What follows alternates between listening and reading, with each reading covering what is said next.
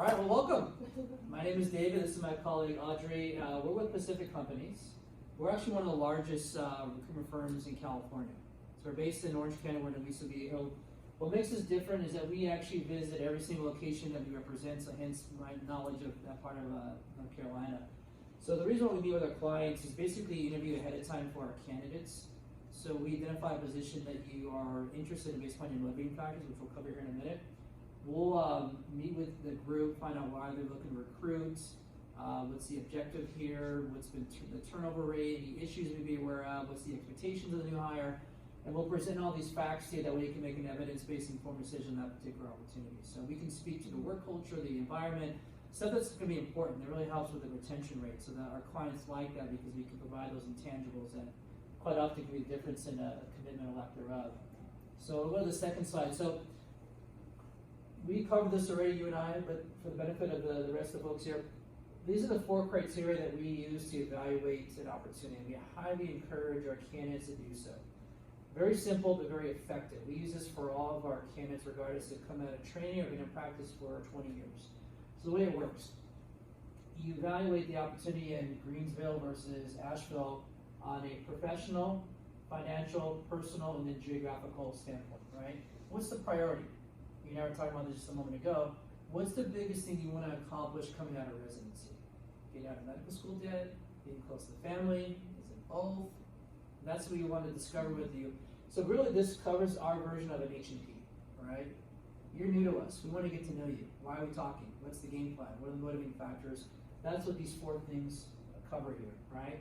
So professionally, you want to be a hospitalist, you want to be outpatient internal medicine, you have aspirations to pursue a fellowship, right? That's the professional component, right? Financially, right? Pretty self-explanatory.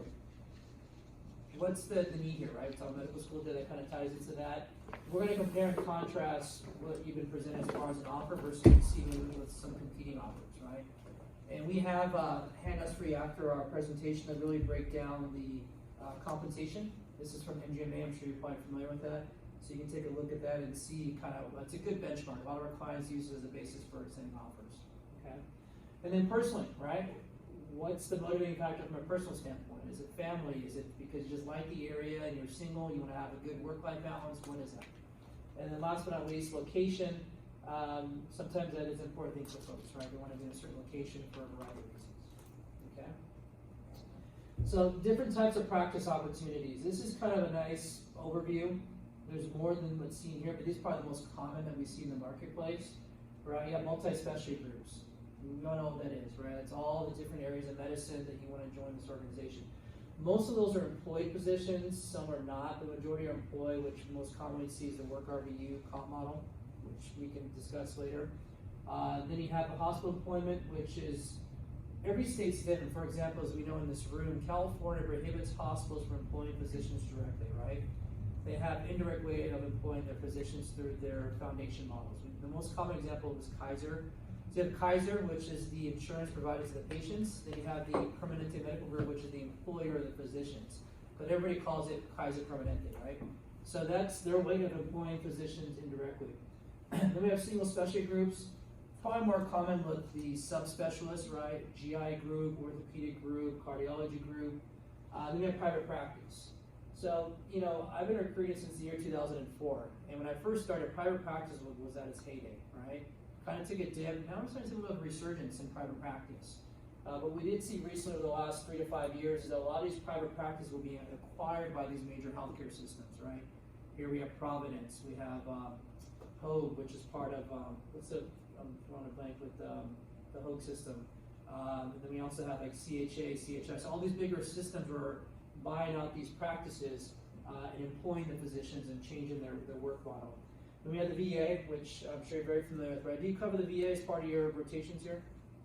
When we're at Loma Linda, we do some work at the VA. You get exposure there? Okay. And then Indian Health Services and then academics.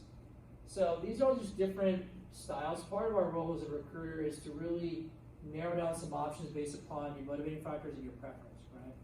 So I know we have 2 PGY3 and what is Sam? There you go, perfect. So where are you in your job search? Just starting. Okay, so we're all kind of in the same boat here, right? Okay, good. All right, moving along. Contracts, fun stuff. right? So we're going to talk about this even before you interview, right?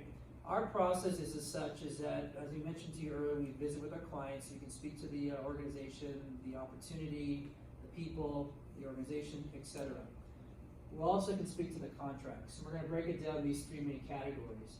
By far and large, this is the most common. It's very cut and dry. You're an employee, a W-2 employee. You got your base salary. There's some type of productivity bonus, whether it be performance or productivity. Maybe some quality metrics thrown in there. Some type of incentive to go beyond call of duty. And then we'll dive into the benefits, both retirement and health and CME, vacation time. Again, we want to give you all the facts. That way you know what's the expectation before you interview, and you can reconfirm that information on the interview. That's a short time frame, right? 3, 4, 5, maybe hours of a whole day of interview, and you have to make a decision if you want to take that job or not. So here we help simplify that by giving you some of the important data up front, which is the form of the contract, right? And there's some frequently asked questions that we present to you that you need to know prior to looking at a contract. A lot of it pertains to worst case scenario. If I'm not happy, how do I get out of this contract, right? What's the out clause? 90 days, 120 days. Are there any non-compete clauses? Every state's different. California does not enforce non-competes. North Carolina does. What does it consist of? Usually just two things. A timestamp of like a year or two, and then a distance to measure that. So for example, if you're looking at Greensville, you mentioned. So let's say you want to get out of the contract and say, all right, doctor, for 12 months, you cannot practice within 20 miles of this radius. And they will enforce that. They don't want you to work with their competitor. They don't want you to set up shop, across the street. So these are things you need to be aware of, right? Another big one is payback of any monies. So if you advance a sign-on bonus or some type of upfront money, and for whatever reason you do not fulfill the required time period of the contract, more than likely they're going to want to ask for some of that money back prorated. You just continue upon years of service. And then last but not least is malpractice tail coverage. That's a big one. It's all relative, right? Internal medicine is not as bad as, let's say, neurosurgery or radiology. A lot of it pertains to the probability of being sued and just the nature of your area of medicine. So generally a good rule of thumb is whatever you're paying for annual for your malpractice insurance, multiply that by 2, and that would be your tail coverage. Does everybody in the room understand what that is? Do you guys know what tail coverage is? Are you familiar with that? Yes, no, kind of, sort of. So, as we all know, physicians have to have malpractice insurance, right? If we're to leave a practice, whatever that practice is, no matter where you are in the country, once you leave, you're still liable to be sued over a certain time period. I believe it's 2 years. So that even though you're not physically at that practice anymore, you still can be sued. So they have what they call tail coverage, right? It's a metaphor for an animal at the end of the body, right? The tail. So they have to cover you from when you leave to go to your next job. So in order to have that coverage, you have to pay a malpractice coverage tail for that time period. Usually it's 2 times and it costs more. So the question is, who pays for it? So there's 2 main types of malpractice insurance. There's claims made and there's occurrence. Occurrence is the better one. That is where the former employer A, would pay the tail for you to leave that organization. Okay? If it's a claims made, the onus is on the physician, you, that's leaving that practice. Like, wow, how am I going to pay $20,000, $30,000, $40,000? Good question. So we have some remedies. The most common would be a sign-on bonus. I'll kind of chip away at that.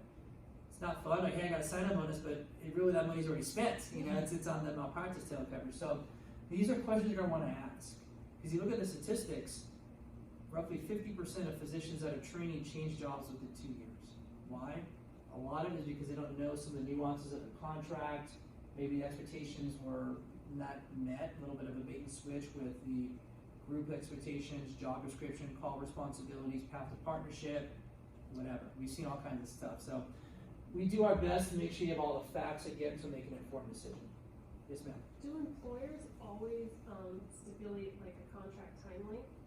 When Oh, you're signing yes. a contract, it's always for a certain amount of time and Yes. everybody's different? Yes. So rule of thumb, 2 years is kind of the most common. 1 year would be the least amount. But at the end of the day, it could be a 100-year contract with what is the out clause, right? Because you have termination before cause and without cause. You're not happy, or you meet a significant other and they're in a different part of the country, you want to leave, then fine. I believe for personal reasons, no hard feelings, you utilize that 90-day out clause, terminate the contract without cause. For cause is the bad one, right? Unfortunately, you have a substance abuse problem or whatever, DUI or something, then they have a cause to terminate you because of these reasons. So yes, they always have a timestamp, and they lay out everything on remedies. I mean, when you see a contract have stuff like Mother Nature stuff, like a hurricane happens or earthquake, stuff's happened in the past. Because of that, now it's in the contract. You know, it just kind of adage, one bad apple spoils a bunch. You even have it where someone skipped out on a contract and they have to have some type of recourse to get the money back from that individual. So they have, when you join a big healthcare system, you can feel the reassurance that their contract is pretty standard. It's already been scrutinized by their internal counsel to review that. It's nothing really unique. The ones that are unique are private practices. If I have my own practice, my contract is unique to me. So that's where I would recommend maybe getting an attorney to review it, because that's a unique contract versus a Kaiser or, you know, Dignity Health. We all know about Dignity Health. It is what it is. You're not going to be able to reinvent the wheel. Well, my uncle's an attorney, he says, like, well, that's fine. But, you know, we can't give you a sweetheart deal because we just had 5 other physicians sign the exact same contract. You know, yeah. So that's something we'll talk about at the appropriate time. But we actually dig into those details. We're more than just a voice on the phone. We are your advocate. We're your colleague here to help you make that right decision. At the end of the day, this is your career, not ours. So for us to sleep good at night, we want to make sure that we're honest, objective, and give you the facts, and you guys make your own decision. So now I think it's your turn. Yeah. All right. Okay, so what to accomplish and expect during a job interview. Reconfirm the practice facts. When you're going out there, I mean, you're going out there for your job. You know, you want to know, okay, what does the compensation look like? What does my practice look like? Is this a place where I'm going to be happy? Does it sound like, you know, is it meeting to my expectations so far? Sell yourself. I always compare this to dating. You know, it's like you're going on a first date. You want to show them you're a little interested too. They're going to show you they're interested by bringing them out. And that's okay. You know, they want to know that you're interested and if you really like the job, that you want to be there. Practice philosophy, that's a big thing. With each healthcare system or private practice setup, what are the values of the organization? Does that line up for you? Can you see yourself being there long term and a part of that organization? First impressions, definitely big. You know, come in with the questions you want to know and ask as many questions as you want. You're coming out of training here, it's normal and it's good. Expectations, definitely want to know what is it going to look like for me when I start this practice, what are my roles and responsibilities. Compensation, ask a lot of questions. We have a lot of physicians that come back from interviews saying, can you review this again? You know, I'm not really sure, I want to make sure what is it going to look like for me. One thing we like to do as well is really prepare you guys before you go out for the interview. What does the RVU rate look like? The guarantee, you know, sign-on bonus, student loan repayment. What can you make in years 2, 3, and 4? You want to make sure this is a practice where you can be busy at and do well if you plan on staying, you know, long term. And we're not mind readers, of course. If you're interested, let us know, tell us. You know, we want to make sure that you guys take the best job for you and your families at the end of the day, wherever that may be. But you gotta tell us, we can help you.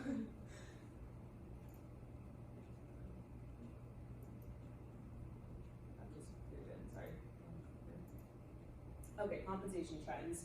So are you guys mostly looking for hospitalist, outpatient? What are you thinking? Hospitals. Okay, Maybe hospitalist. outpatient. Maybe outpatient. So comp definitely changes based off of location and versus inpatient, outpatient. We see about the 300,000 range for hospitalists nationwide, but that can change. Certain healthcare systems are, you know, hey, they're coming out of training here, it's going to be a lower comp the first year, but years 2, 3, and 4, they're going to be in that 300 range or higher. Outpatient ranges as well. Sometimes for newer grads, we might see between 180 and 200 for Southern California, but more experienced, you know, 240 range, or you can make up to that range and higher.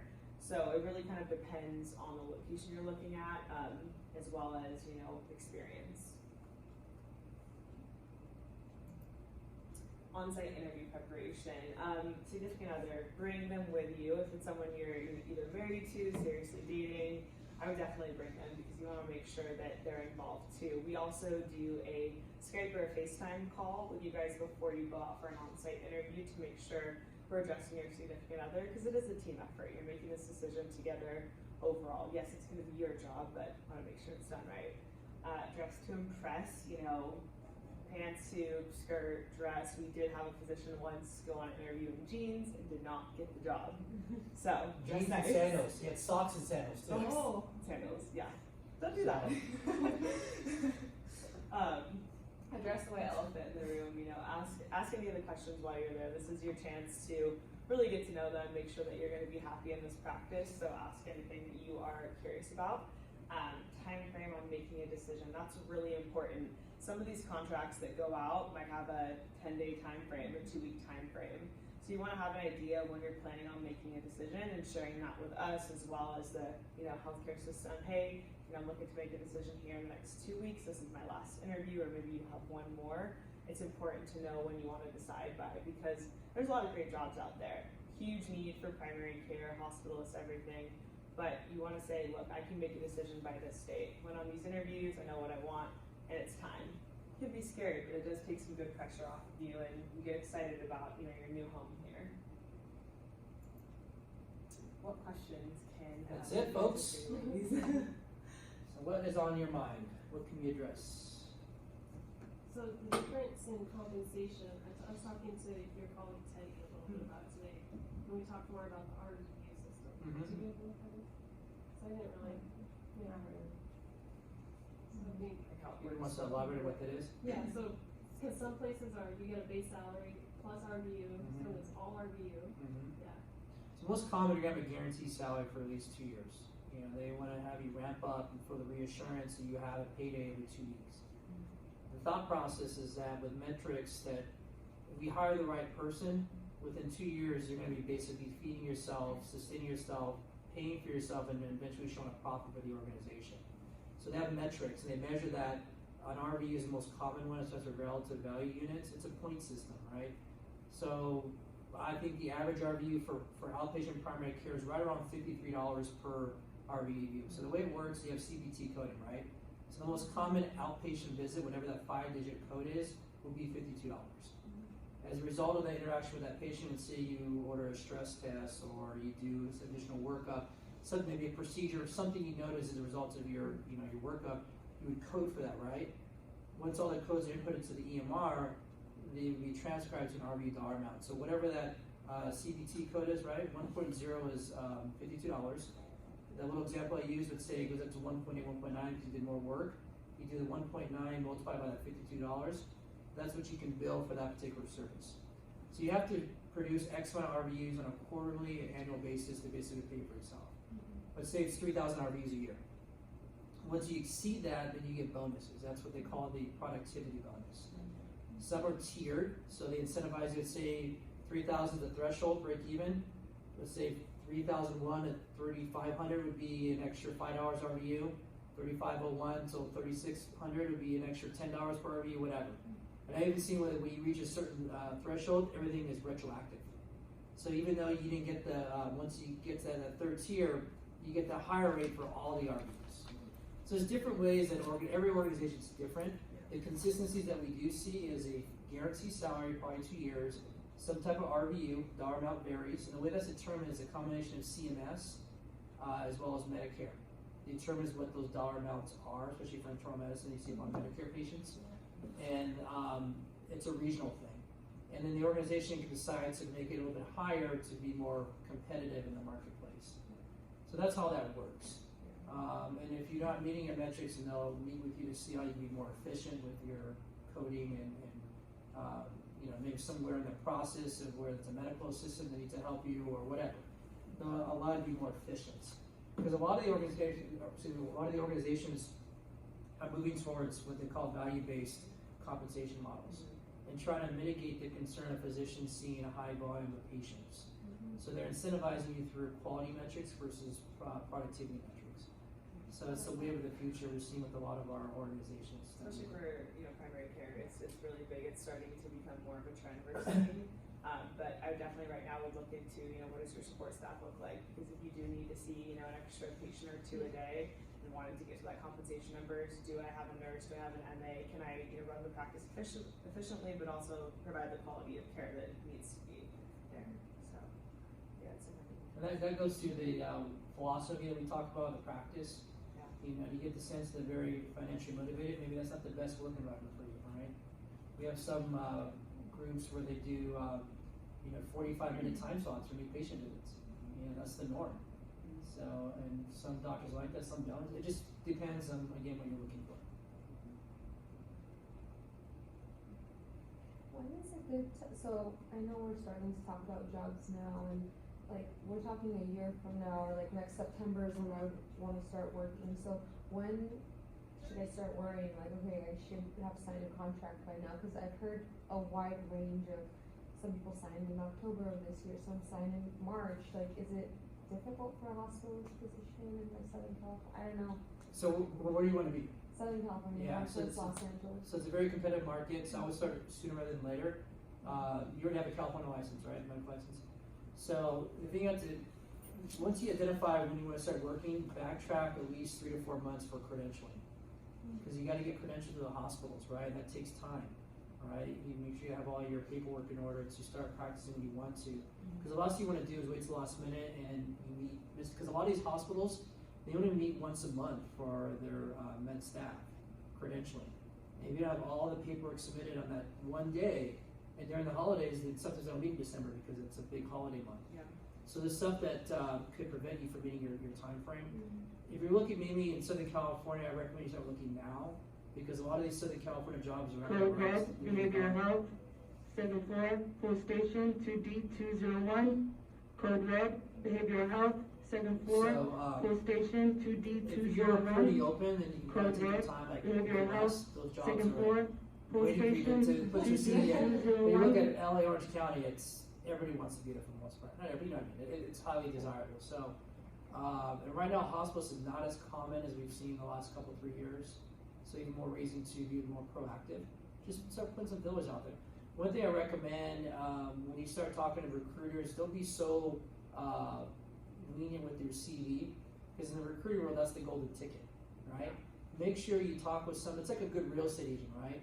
They know what they're talking about, they have knowledge of the industry, they've actually maybe met with a client, they've been working with them for years, they've recruited there in the past, versus some person made this on their own in their garage, and like, oh, I got a CV, and they'll try to circulate it to as many people as possible, and maybe try to convince you to go somewhere you don't want to go. So I would hold that close to the vest, and make sure you have someone that you trust, that you know, before you provide that information, because that's what we use as recruiters as a means to get credit for working with you. You want to make sure that you have something viable before you go to that next step. There are two different types of recruitment firms, contingent and retained. So you guys know hospitals employ us. There's no charge to physicians or anything.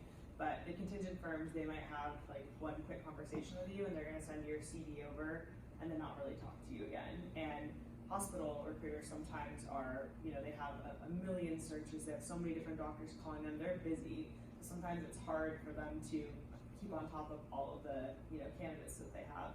But with us, we're really involved in your process, help you with the phone interviews, on-site contracts, all of that, and make your life a little bit easier as well as theirs to make sure that everything's kind of set and done there. So definitely ask, like, if you're talking with someone, work with whoever you want to work with, but make sure that you're working with maybe the right firm for you and that someone can help you along the process. And like David said, know what they're talking about too. Yeah, I've had physicians at work that I didn't have what they wanted, but they felt comfortable calling back. Hey, I got this in the job. You have nothing to do with it. You might take a look at the contract. What do you think about this? Yeah, absolutely.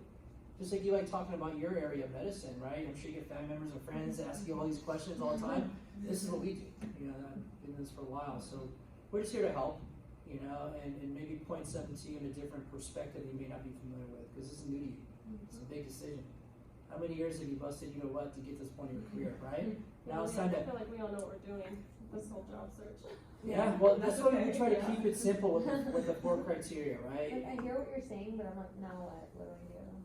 Like, I don't know, we're just, A lot of people use recruiters. yeah, or And talk then- to other people who are from our program or settled down, that's what I've been told to do. Yeah, Reach out friends, to- absolutely. Yeah. If your former classmates are Right. happy, say, hey, are you guys looking? And you already have inside information. They've been there for whatever months, and they're going to shoot you straight. Hey, this is what it's like to work here, and see if that applies to you or not. So that's one option. I think it makes sense to start putting some fillers out there and see what piques your interest. But be very direct. Hospitalists, I do procedures, I don't do procedures. I want to work nights, I don't want to work nights. I want to be in Southern California. That brief description allows me to narrow down substantially, because we know that information already. We go check right here. These are the 3 or 4 jobs that meet what you're looking for based on what you just told me. And then we can dive into more details once we kind of narrow down the selection. You can post on some job boards too, but to warn you, it's a lot. You're gonna get a lot of calls, a lot of emails, and sometimes it's about any job, whether it's inpatient, outpatient, hospitalist, whatever kind of the setup. That's something to be aware of too. You might get a lot, but it's also good because it gives you some exposure. But yeah, knowing what you want is important. Location-wise, we talked about and all that, comp and what you really want to be doing. So You got the Society of Hospital Medicine. That's a popular site a lot of our employers use. Practice Link, Doximity, Doc Cafe. Those are probably the most frequently traveled job sites for practice you. link is great. It's really good. Yeah, it's good. Which one's great? Practice link. Yeah, you get to apply to the job. So I mean, it's nice because Doc Cafe, like we like to call and say, hey, how can we be of assistance with your job search here? But sometimes there's like a lot of firms that will just call and talk to you about Texas, and you're like, I'm not even looking there. So it's good to know what you're looking for. Yeah, Practice Link I think is a really good job board to look at. Okay. Well, I hope this is helpful. We have our business cards and some handouts for you. So if you guys think of anything afterwards, just give us a call. Yeah. All right. We can give you some additional insight. We recently did a presentation with Eisenhower out in the desert, and I've had so many people call me since and talk about their job search and what they're looking for. And so yeah, it's good to start and take a look and see what's going to be good for you guys and stuff. And then, more of what Roxy's question, when should we be going on interviews? Southern California market. Yeah. Cause I gotta give myself a timeline or else I'm not gonna do it, Yeah. I would start now and then get a sense, because once you start interviewing, you're going to be in a different mindset, and you're going to start to see. All right, it's one thing to hear about a position or talk to somebody, actually interview and meet the people. It's like, oh, okay, it's getting real. So it's not too early to No, interview now. there's a lot of new guys But already. then that whole, like, what if they say, you have to give me a decision in 2 weeks and I haven't interviewed anywhere else? Then I would probably hold off on that position. That's when you talk to the recruiter representative and say, when are you looking to hire? Well, what's your time frame, right? And because I have some physicians that, what, that's great, David, but I can't make a decision in 2 weeks. It is what it is, Yeah. And I can see why the client does it, because a lot of new grads tend to look at more jobs, and they expand their time frame months, and they don't want to lose out on a potential candidate because they're waiting for you. You know what I mean? It's just a little bit of a dance until somebody's ready to say, you know what, I want to get married, or walk down the aisle. You know what I mean? So. Trust your intuition too. When you go on those interviews and meet with people, I think it changes a lot. And when you walk out of there, if you're feeling like, this is the right place for me, and that's important too. Yeah, but a lot of the times they do like to put a time frame, because it'll be like all of a sudden like 12 interviews, and you're like, whoa, how am I even gonna make a decision? Yeah. We recommend like 3 to 4. I think is usually a good number. Okay. And then knowing what you want. That's you said hospitalist in Orange County area ideally. No, I'm like hospitalist or outpatient, Or i.e. LA or Orange County, Yeah. or San Diego. Yeah. I'm like all over. So. Yeah, you can line up interviews over a couple of 3-week time span, and just see what's going on, Yeah. Code red, behavioral health, Okay. second floor, all clear. Why don't you just take all Code these? red, behavioral health, This covers second floor, IMFP all and clear. hospitalists. Okay, cool. Code red, Yeah, I think a behavioral bunch of health, people wanted to second hear, but floor, they couldn't all make it, clear. so we'll pass it out. There We'll was put it in our a- call room. Cool. Well, yeah, we'll put in our call rooms and I'll send messages to everybody. Great. Can leave them. Well, appreciate you guys having us. Thank you for setting this up. thank Yeah, thanks so much for coming out. Yeah, I mean, it's something we could do every year. Make it with Greg over here and just kind of find it out whatever's best for timing. Some programs I get, fall or after the new year, whatever. We're flexible. We're not that far away. It's only a 45-minute drive, so. Cool. Yeah, thanks for coming, guys. Our next video. Thank you so much. Thank you. Appreciate I'm it. sure you'll hear from many of us.